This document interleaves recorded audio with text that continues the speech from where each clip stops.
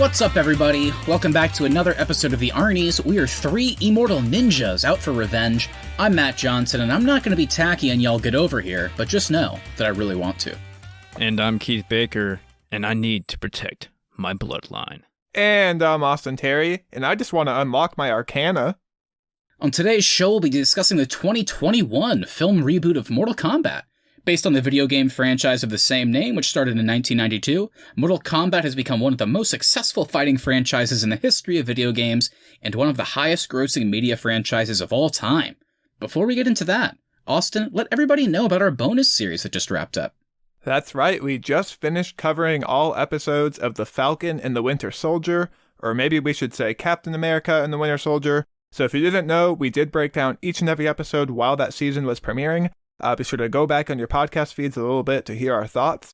And a little bit of news, our next bonus series will be coming in about 6 weeks, as we will be breaking down every episode of Loki, the newest addition to the MCU, coming to Disney Plus soon. That'll be fun. I'm looking forward to it. But right now, it's time for the main show, spanning 22 games and spin-offs, 2 live-action films, a comic book series, an animated TV show, a live-action TV show, a card game, a platinum-selling album, a live tour, and so much more. Mortal Kombat is one of the most infamous and well-known franchises of all time, even to the point of inadvertently creating the ESRB rating system because it was so violent at the time. Despite that, though, this is only the 3rd live-action movie adaptation. The question is, did this new movie live up to that name and the tone of the franchise? Today, that along with its quality in general is exactly what we were breaking down. Keith and Austin, give me your history with Mortal Kombat in both game and movie form, and what are your initial thoughts on this new entry? Yeah, as far as movies goes, this is my first live action of Mortal Kombat, but as far as where Mortal Kombat and when Mortal Kombat came into my life, that would be when I had a Sega Genesis. I think I was probably 6 years old, maybe. I had 2 games on it. One of those games was Sonic 2, and the other game was Mortal Kombat. And I played the shit out of Mortal Kombat. But I'll be honest with you, it's been a long time since I've revisited anything to do with Mortal Kombat, so I was a little rusty on all the characters here, but they definitely rang a bell as I started getting into the movie. Yeah, my history with this franchise is none at all. I've never played a Mortal Kombat game. I've never seen a movie or a TV show in this franchise. I am familiar with some of the fatalities. I've seen them when they've been making their rounds online, but other than that, I really don't know anything about this franchise. And that's for just my kind of general thoughts on the new entry. I don't know how you two feel, since you both do have some history with this franchise. For me, I felt it was pretty underwhelming. I don't think any of the fights really particularly stand out, especially for the way they were kind of hyping them up for the marketing of this film. I think the story is just bonkers, and they try to take a game that doesn't have much of a story and make a story out of it, and it doesn't really work too well, I don't think. So overall, this one was a bit of a downer for me. Yeah, well, I guess based on all that, I must have the most familiarity with this franchise. I have played a lot of the games, particularly the more modern games when it comes to the reboot and onwards. I've seen both of the live-action movies. I've seen some of the live-action TV show. I'm very just familiar with the IP in general, despite not experiencing everything. So, because of that, I was really excited for this movie, and when that trailer dropped a little while back, I was just super hyped for it. I thought it was an awesome trailer. They really kind of highlighted all the best action, some really fun moments, and they also kind of showed at the same time, despite being serious, there was some kind of more lighthearted and comedic elements. I guess I shouldn't say lighthearted, I just mean like they weren't taking themselves too seriously, which I appreciated. After sitting through the full hour and 50 minutes, I think the best thing I can say is I had a decent, fun time watching it. I definitely don't think it's great. Even though, Austin isn't a fan and I am, it's not like I don't think our thoughts are going to be wildly different. But I was hoping for more. This one definitely isn't great, and there are some major issues. But overall, to be a little bit positive, I did have a decent time. It was fun to watch, so that's kind of the best I can say. Well, I think, Matt, if we're going to talk any more about this film, we're going to end up spoiling some things. So should we do our spoiler warning right here? Let's do it. All right, everybody. This is officially your spoiler warning. If you have not watched the Mortal Kombat reboot, the 2021 version, and you want to watch it at some point, then you're going to have to leave real quick because we are about to spoil everything. So go check out the movie, then come on back. We'll be waiting for you. So yeah, let's get into it.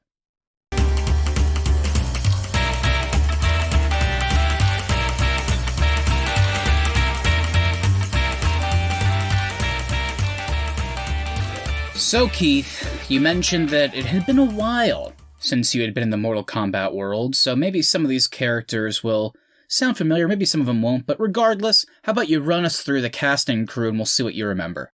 Yeah, so this one is directed by Simon McCoy, and this is his directorial debut. It's produced by James Wan and Todd Garner.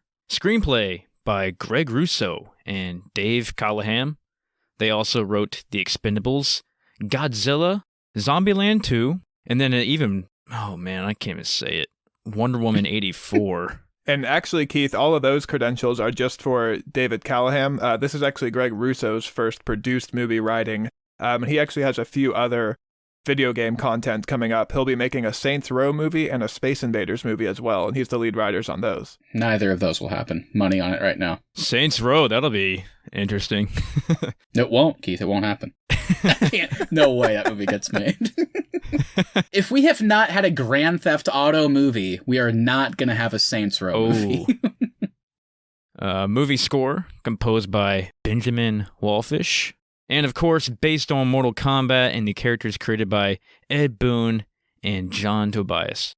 Going into our cast, we got Louis Tan as Cole Young, Jessica McNamee as Sonya Blade, Josh Lawson as Kano, Tadanobu Asano as Lord Raiden, Machad Brooks as Jax, Ludi Lin as Liu Kang, Chen Han as Shang Tsung, Max Wang as Kung Lao, with Joe Taslim as Bihan, also known as Sub-Zero, and Hiroyuki Sanada as Hanzo, also known as Scorpion.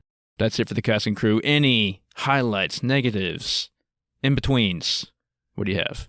Yeah, guys, I can't bring myself to give a shout out to any of this cast. I don't think anybody's a standout here, but I will give a shout out to the composer, Benjamin Wallfish. His score is pretty sweet, and I did enjoy that at least. Yeah, I thought Benjamin Wallfish did a decent job. Despite what people think about the 1995 live-action Mortal Kombat movie, it's fun. I mean, nobody can argue that. It's cheesy as hell, but it's super fun. It has one of the most iconic just songs ever with that Mortal Kombat techno theme, which I mentioned at the beginning was the one that went over platinum. It was a huge success. It's so hype. And that's, by the way, just for Austin and then Keith, if you don't remember, they play a version of it in the credits of this movie. That techno song is a more electronic version of that. But he did a great job, I thought. I thought he did a serviceable job. When it comes to the cast, I would probably lean towards shouting out Josh Lawson. At the very least, I thought Kano, while not all the lines hit, I thought there was some kind of just, there was charisma and fun to that character, so I liked that. Ludi Lin as Liu Kang I really liked, but I just think there was so much more we could have gotten from that character.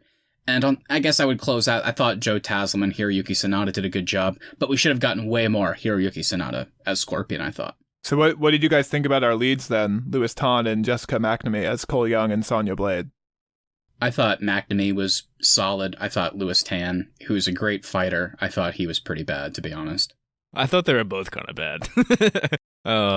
Yeah, as far as acting standouts in this one, I'll second what you said. Hiroyuki Sanada. He's definitely the most well-known actor from this movie. I mean, he's in The Last Samurai, he's in Avengers Endgame, he's one of those actors that, I mean, you can look at his Japanese cinema, but he also really did translate internationally when it came to success. So it was a big deal when he was cast as Scorpion, and I was admittedly worried going into the movie. I was like, is that going to mean that he's not going to be in a lot of it? And unfortunately, that was the case. Joe Taslim was in The Raid, I think, and he was really good. But yeah, the rest of the cast is mostly kind of unknowns for the most part, as far as I can tell. Tadanobu Asano, I know we saw it in Thor, but I don't know if I've seen anything else with him. To your point, Matt, I think the Sub-Zero and Scorpion scenes are the best scenes in the movie, and there's only 2 of them. So that's kind of disappointing when you kind of look at the movie as a whole. Yeah, I agree. All right, Austin, one of our favorite segments every week is always breaking down the fun facts. We also say production nightmares, but usually just ends up being fun facts. So what do you got for me? Anything interesting with this production? Okay, so there actually is a little bit of production nightmares when it comes to looking at Mortal Kombat as a IP. So as we know, the original Mortal Kombat came out in 1995, talking about the movie, of course, and then it had a sequel, Mortal Kombat Annihilation, which came out in 1997.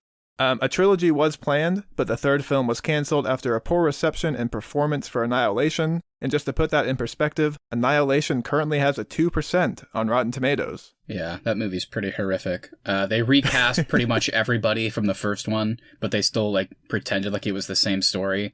It's a pretty atrocious movie. Despite being canceled before ever even going into production, just like the Snyder Cut, there were still inklings of what could have been. The third film supposedly was going to be called Mortal Kombat Devastation.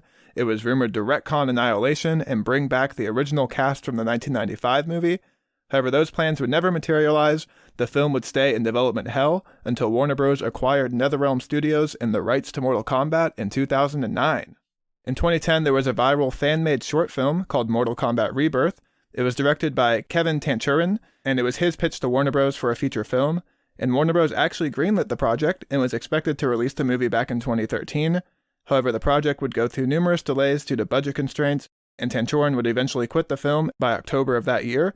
He would later go on to develop and continue to make an online web series called Mortal Kombat Legacy. Which is awesome. I would recommend anybody that is remotely interested in this, if you haven't seen Mortal Kombat Legacy, it's pretty badass. Can you give like a brief summary of what it is, Matt? I know it's like a more grounded take. Yeah, that's kind of the whole thing. It's just a really kind of grounded, messed up, violent take on the Mortal Kombat lore. It's less about the fantastical elements and more kind of tying it into, I guess maybe you'd say they play up the whole detective aspect with Jax and Sonya, and like you have these characters that have a past with Scorpion and Sub-Zero. They come into it. It's more of like a weird, they incorporate the fighting and the violence, but it's definitely a more grounded take. So it's different than the games and this version, but it's still really cool, and kind of the low budget aspect kind of gives it that original vibe as well, but they did a great job with it. I know people really want to see his movie with a studio budget, and they're disappointed we never got that. Okay, so finally in 2016, Simon McCoy was hired to direct the movie with James Wan producing and Greg Russo writing. The film, however, wouldn't start shooting until 2019 and resulted in the movie we have today. So why did this movie take 5 years to get made? According to producer Todd Garner, it took them a long time to figure out how to introduce a multitude of characters without changing anybody's origin story. And in one of the dumbest quotes I've ever seen, he said, "We started from the premise of, what would Marvel do? How are the Avengers assembled?" Yeah, What? That's dumb. Oh. So they eventually decided to create a new character for the movie who would act as the audience's entry point into the world and lore of Mortal Kombat. And once they realized they would need to create an original character, the crew then wanted to figure out how to organically tie the character to the existing Mortal Kombat mythology. So that's kind of where our delays come from, is trying to figure out how to work in the Cole Young character into like making him feel like he's already a lived character for this universe. And then apparently there was also a lot of time spent figuring out how to toe the line between an R rating and an NC-17 rating. Yeah, I mean, I don't even know what they were thinking, to be quite frank, with the Cole Young stuff, especially after hearing about how are we going to make this like an Avengers-style team-up. It's like, then why are you introducing an original character? I mean, it just seems really odd. And it's like, at least if the character was cool and interesting and the performance was good, maybe you could look past it, but it kind of just seems even more baffling after seeing the final movie. Yeah, and according to a few interviews I read with Greg Russo, the writer, I guess the Cole Young character existed before he came into the project, and they kind of told him to take Cole Young and work it into the movie that he wants to make. So bizarre. Again, maybe we'll talk about it later, but it just felt like there was so many opportunities where it could have been cool. I mean, I remember when the trailers came out, everybody was like, oh, Cole Young, maybe that's a weird, maybe this is their version of Johnny Cage. Maybe they're going to kind of like race swap. And I was like, that could be really cool. And then they were like, well, for those that don't know, when Bi-Han, the original Sub-Zero, dies in the games, his younger brother actually takes up the Sub-Zero mantle in order to get revenge on Scorpion. And his character's name was Kai Lang. Cole Young? Is this like a version of that? No, it's just a version of Scorpion's ancestor. And it's like, oh, that's cool. So you're telling me that Cole Young is going to become the new Scorpion? No, he's just his own character. And at the end, Scorpion just leaves. It's very bizarre. That's, yeah, even weirder now hearing that story, like how that even happened is crazy. It's also crazy that the 5 years of production goes into creating the Cole Young character, and it's not much of a character. He's got a family we're supposed to care about, but they're not given enough screen time. Yeah, they probably needed 10 more years based on that timetable to figure it out. It was a little weak with the way they made him Scorpion's ancestor, or descendant. You see, that's the weird thing though, Keith, because I was fine with that. I was just genuinely shocked that at the end, how cool would it have been if he had never developed an Arcana? He just somehow beat Goro because of his fighting ability, and it's well, I guess cool. I guess I'm a champion, but I don't have the ability. And then at the end, maybe Sub-Zero kills Scorpion, and then Cole becomes Scorpion in the process, and then he kills Sub-Zero. Maybe that would have been too predictable, but based on how this ended, I there could have been a middle ground at least. Well, Keith, let me ask you this. When you watch Cole Young, Jax, Sonya Blade, and Kano all come together for the first time on screen, did you feel like you were watching the Avengers assemble?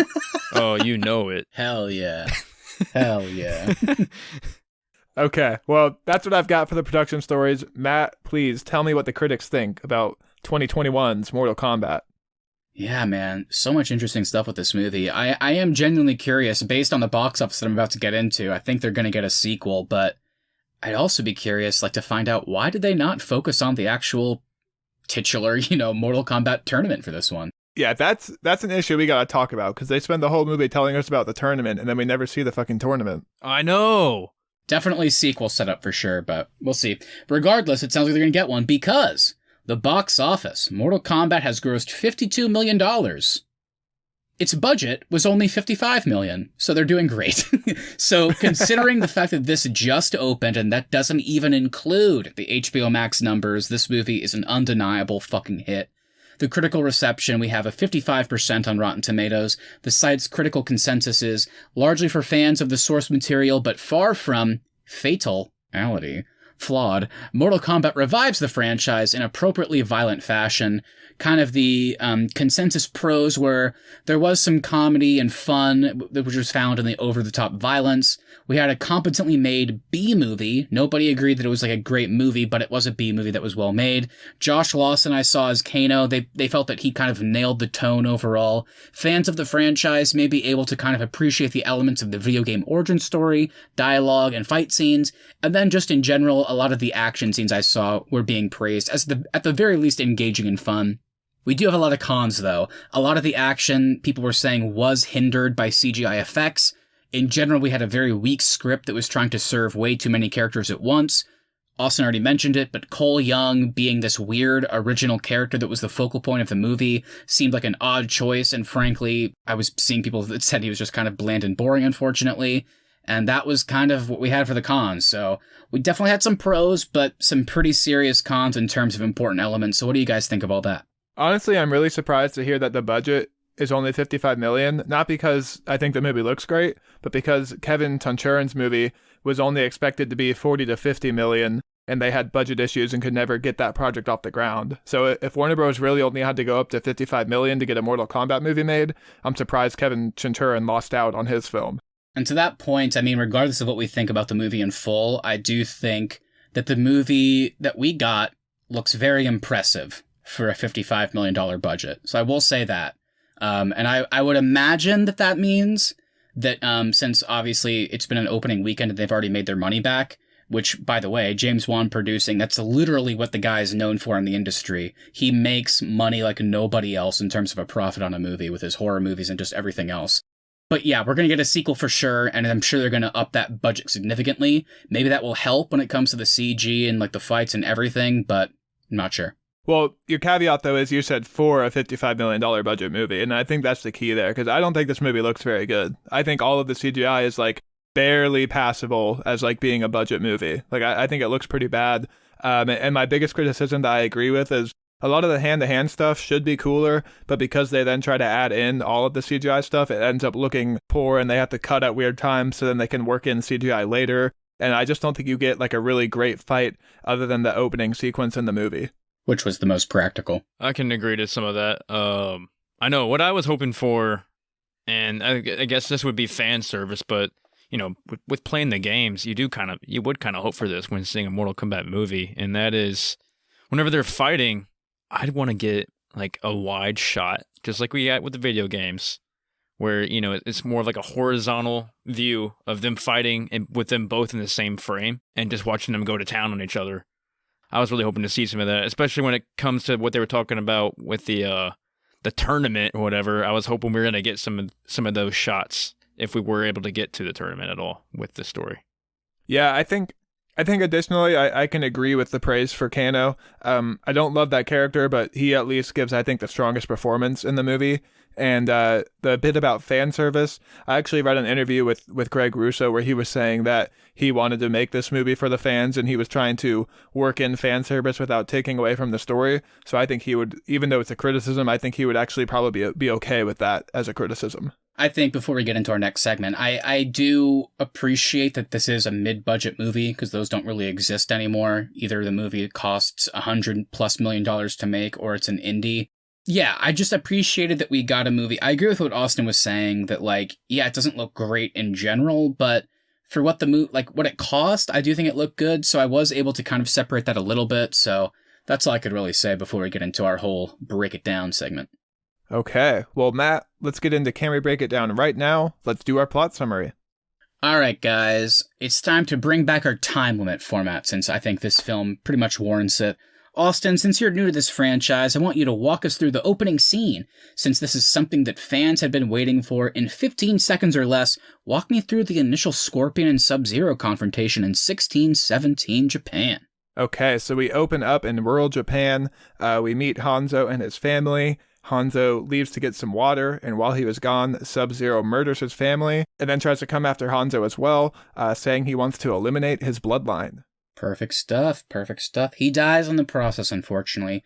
And just like the first Mortal Kombat game, Outworld is now on the verge of conquering Earthrealm. They only need to win one more tournament. But there is a prophecy that the ancestor of Scorpion will lead to Shang Tsung of Outworld's downfall.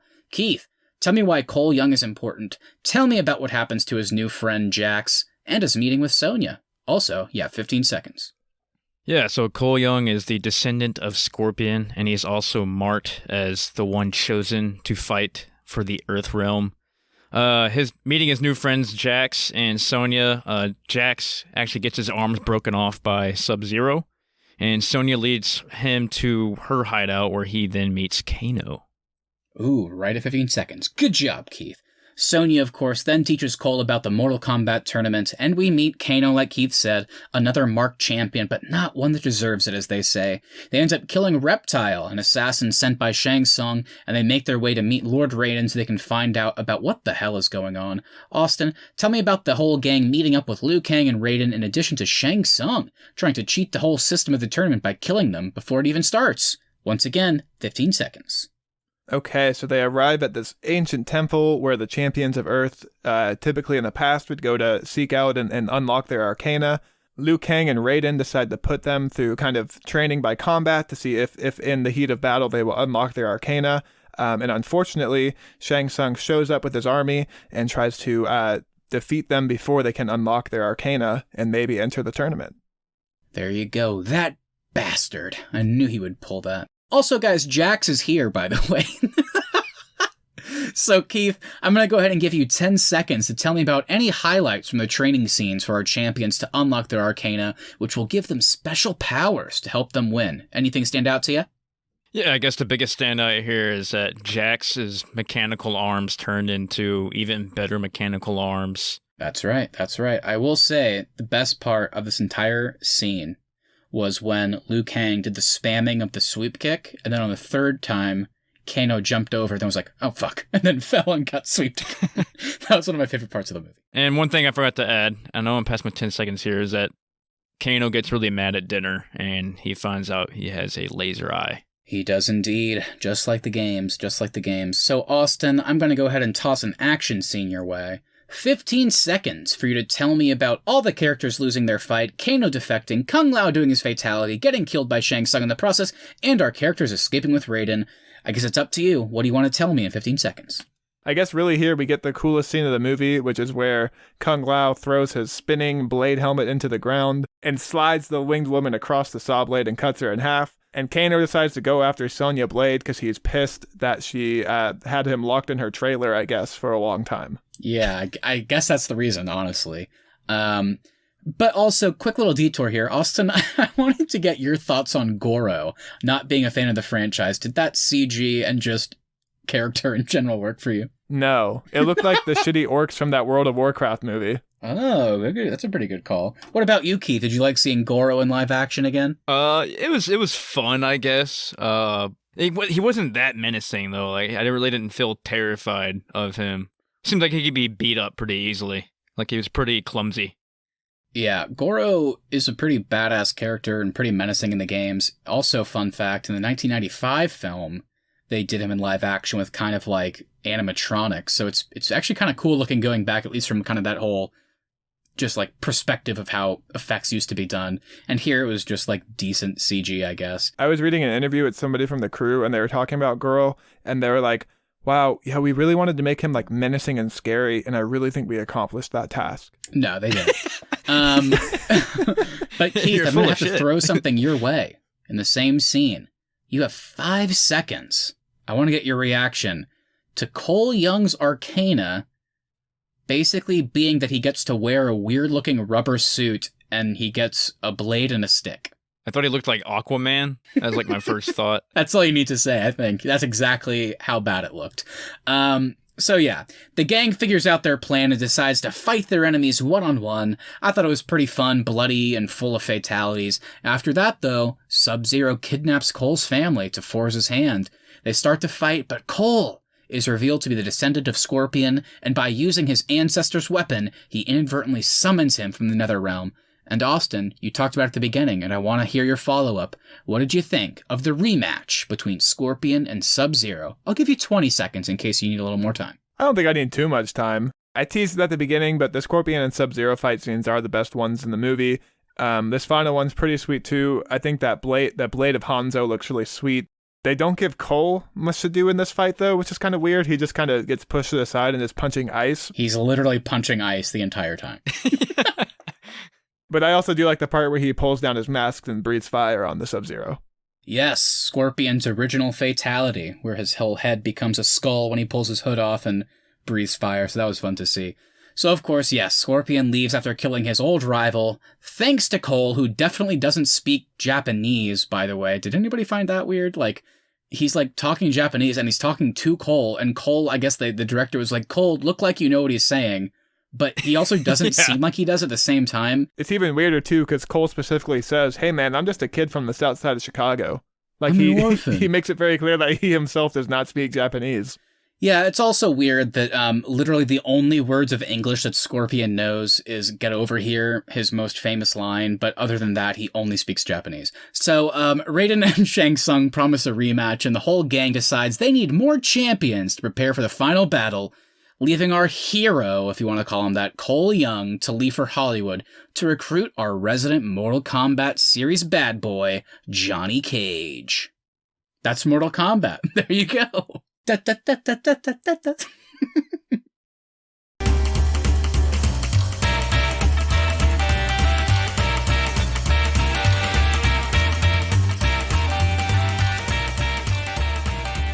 All right, let's do the round table. Guys, who wants to start us off today? All right, here we go. So I thought the opening of this film with Scorpion and Sub-Zero, like we talked about, was just absolutely fantastic. I thought it was pretty earned, emotional, badass, and really actually interesting in terms of the story it seemed like they were setting up, if that makes sense.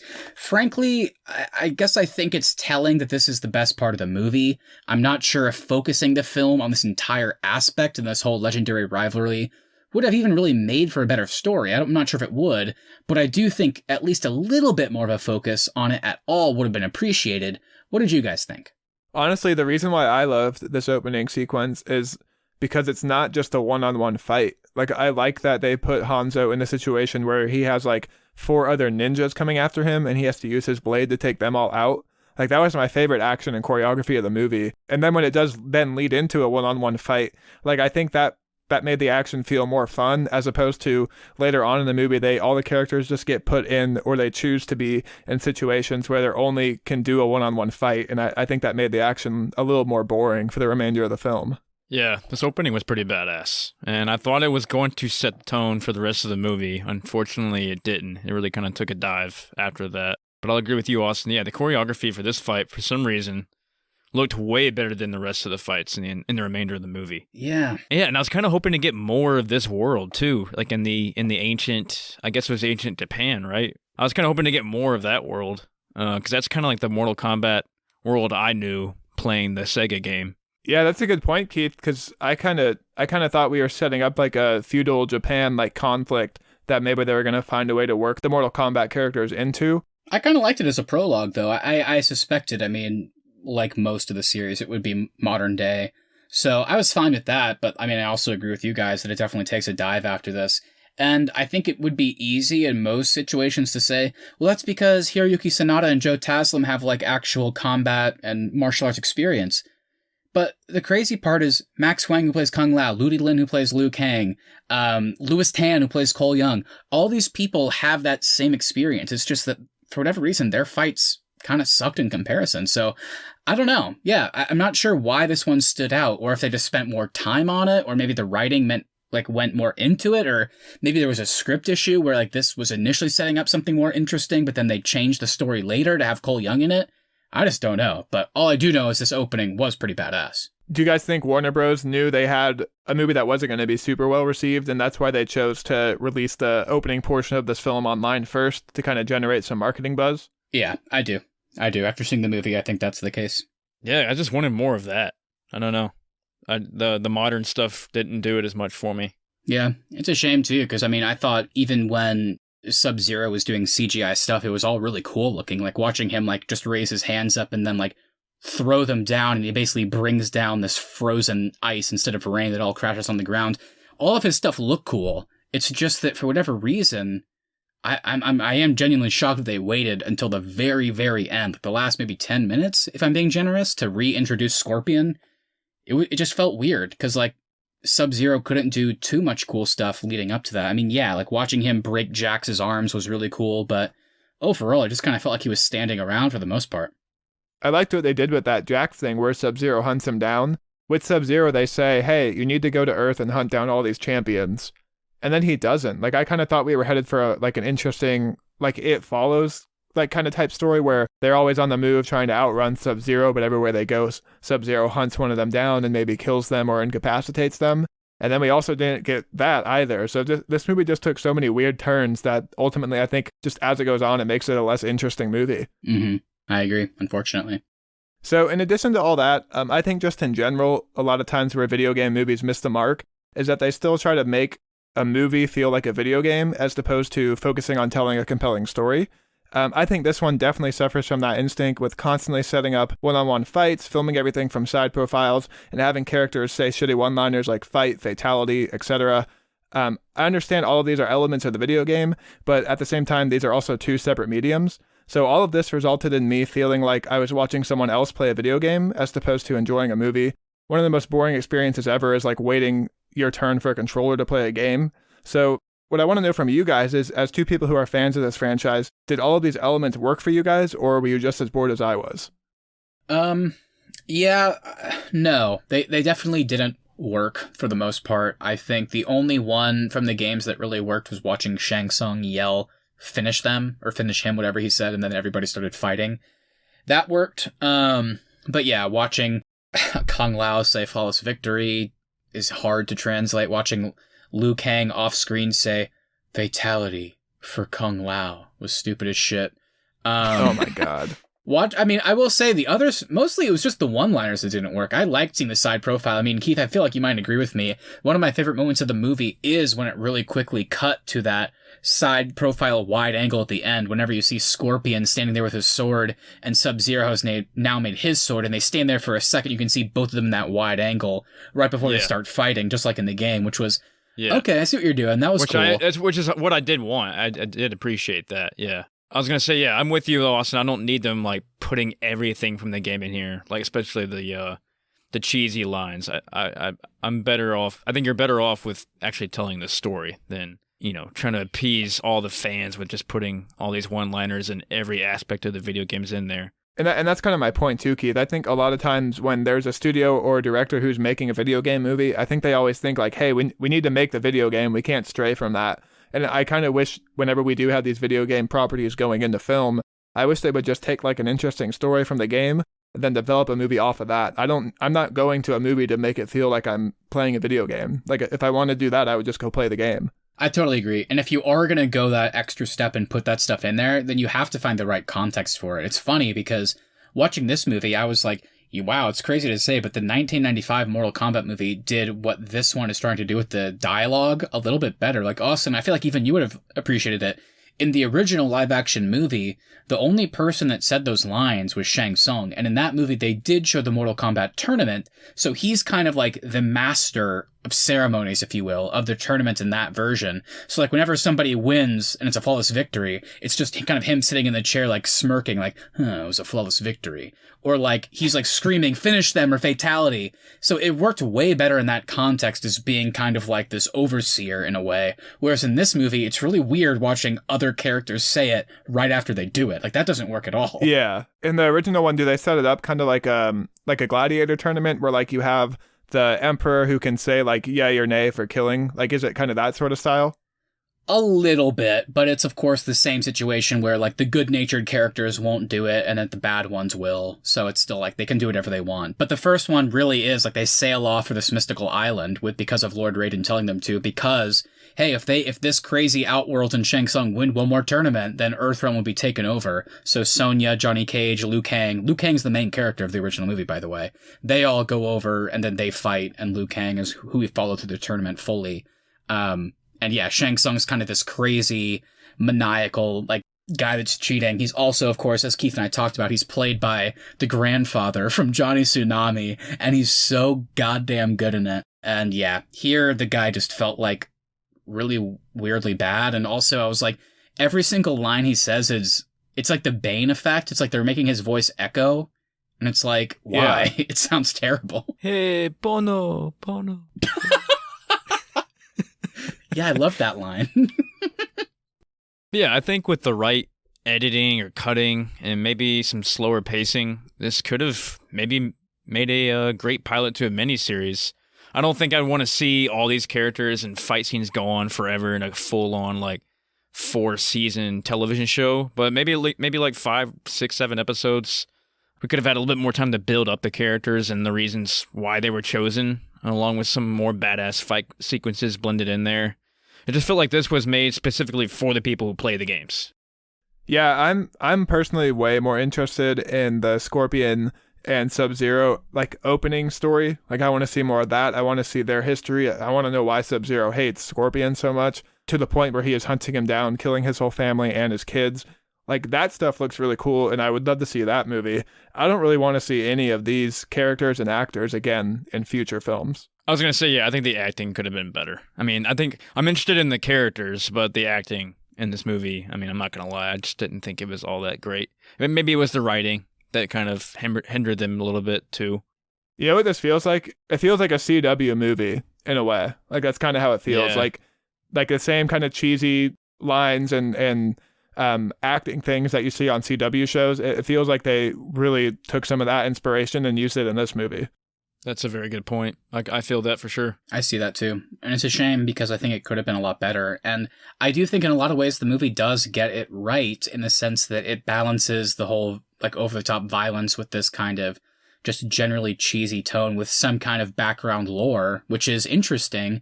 It's just the movie, I think, just chose to focus on the wrong things. I mean, that's its biggest issue. I think it had all the right pieces there, but like Keith said, I mean, with some editing and cutting and just trying to refocus on different things, I think they really could have had a knockout here that was really fun. And this one just wasn't it. I mean, like Austin said, the Scorpion and Sub-Zero, the way they presented in this movie is so interesting, so much more interesting and grounded than anything else, that when it comes back at the end, it's like, this is awesome, but it's too late. And I mean, Mortal Kombat Legacy that we talked about, the live-action show, Mortal Kombat Legends, I think it's called, Scorpion's Revenge, which is an animated, like, really gory movie that focuses more on the Scorpion and Sub-Zero. Like, they have that stuff in this world that focuses on those elements, which is why I was excited for this to be more broad, but they just didn't nail it. They just couldn't figure it out, I don't think. I at least was, like, going into this one hoping for, like, kind of like a raid style like action at least. Like I was like, okay, I don't know if there's going to be a crazy story here, but I'm hoping like all the action is at least going to be top notch. And like we've kind of touched on, the way they have to cut everything in weird manners to then go back in post and work in CGI and special effects, like overall it made the action kind of feel tacky and cheap too. And so when you don't have like a very great like concrete story that's easy to follow paired with action that isn't very exciting or fun to watch, it kind of just makes for a slow and boring hour and 50 minutes. I get that. Just to be a little bit positive, and I know it sounds like this might just be me, I did find a little bit more than just the Scorpion and Sub-Zero action enjoyable. I thought watching Ludi Lin move around as Liu Kang was really fun, seeing some classic moves like the sweep, the bicycle kick, and then his fatality with the fiery dragon was cool. I thought Cabal, kind of in the Iron Lung, I liked the way he moved around too. There were some cool elements there. I wish there would have been more. I liked his design too. Yeah, the design was great. I love the design. And the voice I thought was so weird. The voice was good. But it was weird in a good way, like unexpected. Like he was just a normal guy that's dressed this way, which was really cool. I had a hard time tracking his and Kano's history though. Like I don't understand how they knew each other, because isn't he from Outerworld? No, he and Kano are both Earthrealm, but Cabal, after being defeated by Kano and getting in this iron lung, as he puts it, eventually comes to Outworld to help. That's more of the weird thing, is like, how did he get there in the first place? Because they both are from Earthrealm. So yeah, there is some goofy stuff there.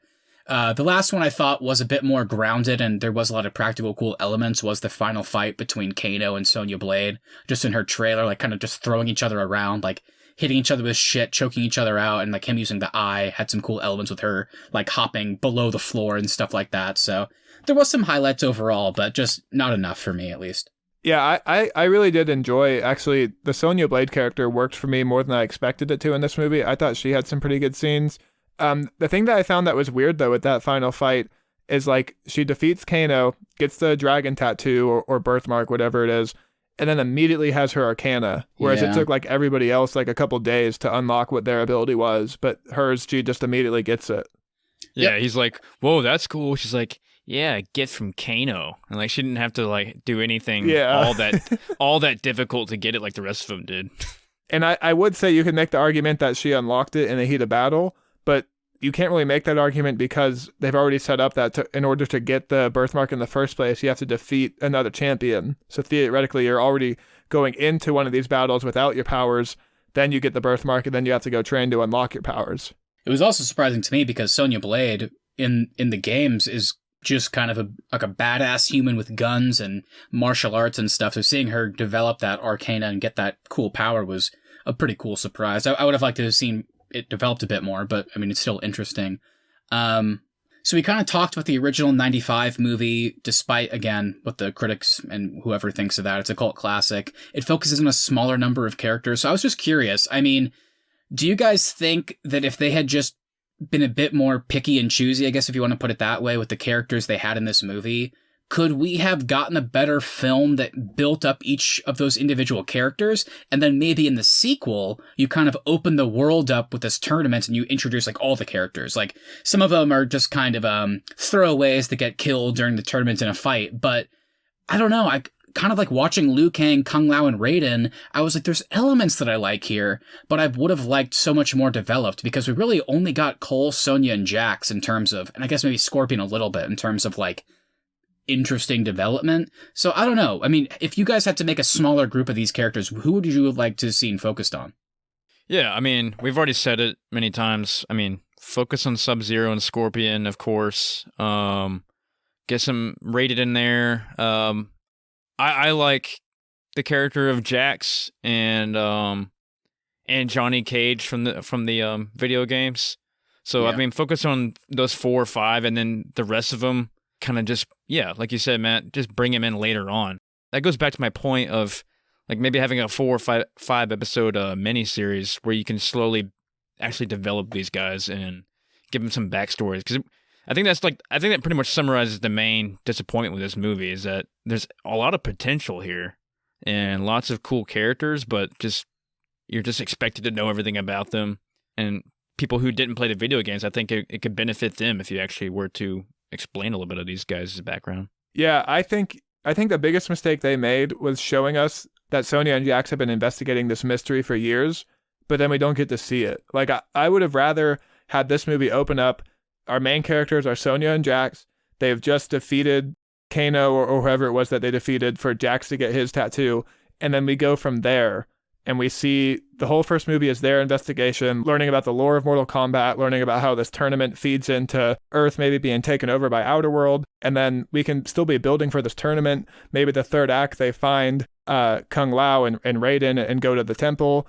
And maybe throughout the movie, they track down a few other champions. The third act is spent training at the temple. And then the end of the movie, they say, all right, you're ready for the tournament. And then the sequel's the tournament. Yeah, I like that pitch a lot. I think you can honestly even keep a lot of what happened in this movie in that pitch. Just have them meet Liu Kang, Kung Lao, and Raiden a little bit earlier in the movie. You can even have, like you said, the Kano death maybe happen instead, and then have them get one of the tattoos. And then I think the big thing they could have done is still have Sub-Zero take Jax's arms and have him be out of commission for a while, and have him be kind of the main villain of the movie, and then kind of in the whole Marvel aesthetic, have Shang Tsung be in it, but have him kind of loom in the background because we know this tournament is coming, like you said, that they're investigating, and then have that be the sequel. And maybe, who knows, maybe Scorpion shows up at the end to kill Sub-Zero and that plays in. Maybe Scorpion somehow features, I don't know, but I like the way that you're saying that. I really think if they had focused on those select kind of more main characters and had a few less villains, we could have gotten a better movie here. I was just surprised, like, reading these interviews with the producers and stuff and have all of them being like, yeah, we really didn't know how to, like, explain the lore with our existing characters, so we had to create a new one. That's insane. And it's like, you had a good idea in there in the movie.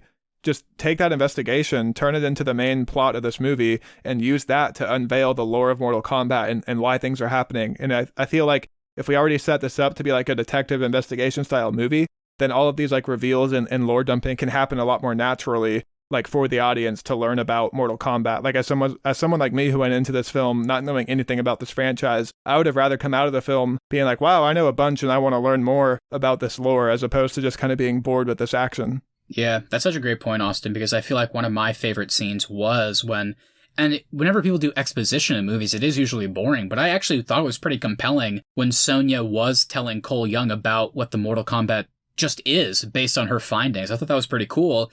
And then they actually did a pretty good job of whenever Liu Kang finds them, they go to the temple, and then you see Sonya's reaction to seeing kind of all these murals and stuff, which is, you see her realizing, I was right, and like, there's even more to it. Like, there were some really cool elements there that if they had focused just a little bit more on, it could have really set up a really great sequel that focused on the tournament. Like, if they had leaned into that more, I would have been totally fine if we didn't get the tournament here, because I would have been hyped for it in the sequel. Yeah, I think a good comparison for this film is the MonsterVerse and the Godzilla and Kong franchise, because what we're really setting up there is the big fights between all the monsters. But I think what that franchise does better than what this one did is they made the lore really interesting, and not all the time, but a good amount of the time they found cool ways to display it and have you more interested in the world that they were creating there. Yeah, I agree. Yeah, so one other thing I'll add here, and this is just more of a smaller nitpicky thing, but it was kind of disappointing for me, was with Raiden. I don't know about you, Matthew, but I remember when I was playing the video game as a kid, he was so much scarier and menacing looking. I remember like always being terrified to fight him.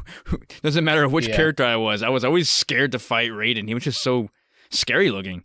In the movie, they made him look like this nice guy, when he is a good guy in the movie, but they just made him look so nice, and like he just talked like a normal dude. You see it in the movie a little bit with his eyes glowing, but for some reason in the game, it was always creepy looking. He had his uniform in the game was different than it was in this movie. In the game, it was he had like a white gi with like a bluish vest on that kind of resembled the color of his electricity that he has, and then just all the moves that he had trying to fight against were always just creepy. And you knew, I don't know, you just knew whenever you're fighting Raiden, you're gonna get fucked up. That was kind of the cool thing about Raiden the original was, I mean, in the original game, I'm gonna miss a character, but I know you had Scorpion, Sub-Zero, definitely Liu Kang, Sonya, Johnny Cage, and Raiden, I think. I'm sure I'm missing one or two, but Raiden was the only one that was like a literal god. So like, yeah, to Keith's point, it was definitely scary fighting that character. And in this one, I like Tadanobu Asano a lot. I thought the performance was good. It just, the way they used him in the story was a bit odd because it is so kind of hot and cold in terms of how he treats people. And then at the end, it is kind of just like, oh, we did it. Let's go get more champions. And it's like, okay. Like, yeah, it just was a bit weird in terms of the whole goal. And it also kind of begs the question, if you're aware that Shang Tsung has been cheating for 9 tournaments in order to win, and he only has to win 1 more, then why have you not intervened sooner? Because he's always like, I can't intervene, I'm an elder god. But then he intervenes this entire movie. So it's just like, it's just a bit weird and makes him almost a little bit less likable, the fact that he's just been sitting by letting this happen. And correct me if I'm wrong, but the way they set it up as like the elder gods are almost like the referees. So if Raiden is an elder god and he knows that Outer World's cheating, why is he not going to the other elder gods and saying, hey, we need to do something about Outer World? I don't know. Couldn't tell you. Also, just in general, the movie, I don't think it did a great job at showing off his powers. And really what we got was kind of just the whole like Thor calling down Mjolnir's lightning. We got some cool elements of that. That's really it. Like, we just kind of saw him call it down a couple of times and really nothing beyond that. How dare you? We also got some shitty lightning eyes. Oh, I forgot about that. That did look really bad. Okay, boys. So clearly we are setting things up for a sequel. Matt thinks it's almost guaranteed with the amount of money they've made already. So are you guys even remotely interested in seeing that happening? And was there anything going into this Mortal Kombat movie that you were hoping to see that you didn't get? Yeah, I'm kind of excited for a sequel the same way I'm excited for Venom's sequel, which is Venom came out, it made a shit ton of money, but it wasn't really liked. I think people thought it was kind of fun at times, but it wasn't a good movie. That's kind of how I feel about this movie. But Venom did the smart thing of, for the sequel, they kept the things that worked. They kept the cast members that worked, Tom Hardy, but they changed directors. So they changed from whoever, Ruben Fleischer maybe, to Andy Serkis, and they're going to utilize more practical stuff, which sounds pretty cool. It's kind of the same thing here. I'm not excited for a sequel if Simon McQuoid, no offense, directs it. But if they keep some elements of the writing team, maybe keep some of that cast, keep just elements of kind of like the over-the-top gore and stuff like that, but just get a different director, maybe add another writer or something, and add some cool new characters. And the tournament itself, I think we could see a sequel that's much better, is what I'm saying. But if they like come out in a little bit and announce a sequel and it's all the same team, I'm probably going to be a bit worried. Yeah, no, I'd be interested in a sequel. I mean, they set us up for one. Especially with the whole Johnny Cage thing. I'd be excited to see what Johnny Cage would be like and how they portray him. I'd also be down for, even if it was like a reboot, I don't even care, like a prequel. I just want to see like the 17th century Japan and how Scorpion and Sub-Zero kind of came about. Yeah, a lot of people have been talking about that. Yeah, maybe they'll do a spin-off and it's just the Scorpion and Sub-Zero movie. For me, kind of like you guys said, I'm not really excited to see like this cast and crew back, but I am interested in seeing a tournament movie. So maybe what they need is a change of director, Matt. Maybe they need just a whole new crew and you keep the cast and see if you can work something that way. But as long as they can actually go into a sequel with a more focused plot and a more like story that makes sense for a fighting game to be a movie with a tournament, then I would be interested in that. But if we're going to keep doing this like weird like lore dump without a real story and we set up things but then we don't follow through on it, like I'm not really interested in that sequel. I just hope they do a better job in this sequel of like showcasing all the characters. Like, if you want to keep Cole Young in there, fine, but at least make like Sonya or Liu Kang or one of those two like the actual like point of view character. Like, make them the main that experiences everything from their point of view. Like, I'd rather see that. Like, I don't want to do another movie with Cole Young unless they kind of really make the character significantly better and more interesting. But then we're not going to get any more scenes of his daughter that also feels like a younger sister saying, use your uppercut. That was bizarre. I really thought that was his sister for a long time. That was like, weird. He's like 30. I don't know. We'll see. I kind of hope we get one. I think we will, like Austin said, just based on the box office and the fact that it's not getting like terrible reviews. It's still pretty like slightly over 50-50. So at this point, I think it's guaranteed. So I guess we'll see what happens. I have no idea. I am so sick of the over positive headlines though. Like, we finally have a smash hit video game movie. Mortal Kombat, the best action ever. It's like, what are you talking about? Really? Who paid you to write these fluff pieces? No, I disagree. I disagree with that. So Johnny Cage, guys, is that a character that's worth being excited about? Because they hype him up in the movie. Yeah, Johnny Cage is really fun. Johnny Cage is a Hollywood starlet, basically, that in both the games and the original movie is kind of unwittingly dragged into the tournament for clout. And then, of course, over the game, he kind of develops an arc where he kind of softens to his teammates and the characters around him and becomes a hero and all that stuff. But it's just fun seeing like a Hollywood star that feels like whenever he's fighting, he's faking it, have to kind of come into this real tournament setting and fight. So he's a real fun character. Do you have a dream casting for Johnny Cage? Yeah, so the dream casting, it'll never happen, but just to give kind of Austin context into the personality of Johnny Cage, it's Ryan Reynolds. That's who Johnny Cage is. In terms of who we could actually get, I don't know. I'm not sure. I think you could get Ryan Reynolds. Just tell him he's going to play Deadpool again. He does like playing Deadpool. Maybe that'll work. Keith, what about you? I mean, does anybody, I know you do like Johnny Cage a lot. I mean, does anybody can you think of somebody right off the top of your head? I mean, we kind of mentioned him earlier, and we wouldn't be able to get him either. He's too high dollar. That'd be Chris Hemsworth. That's definitely kind of the personality fit, those two. I'm not sure who we could actually get, though. Oh, no. I just figured out who it's going to be. We could get Nick Cage. He's cheap. No, I just got really upset because I know who's going to play Johnny Cage. Austin. Actually, both of you know who this is. Dominic Purcell. No, you're not too far off. I genuinely think in maybe a year or whenever they do casting, I would bet $5 we are going to hear this person's name in the conversation because he's affordable, because he's kind of a bad actor, and maybe he can kind of do stunts. I'm really scared that we're going to get Stephen Amell. Oh, no. The Green Arrow himself. He would fit right in. His acting chops are right on par with the rest of this cast. Oh, no. I just scared myself because I think that's going to happen.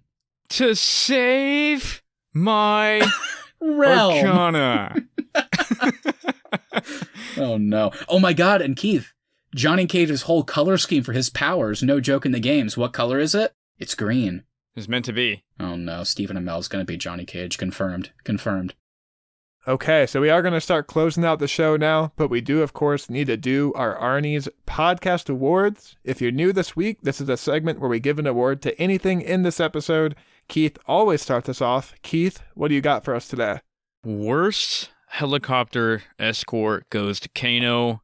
I didn't get why they dropped like 30 miles out from where they needed to be when they could have just parachuted right on top of where they needed to be in that desert scene.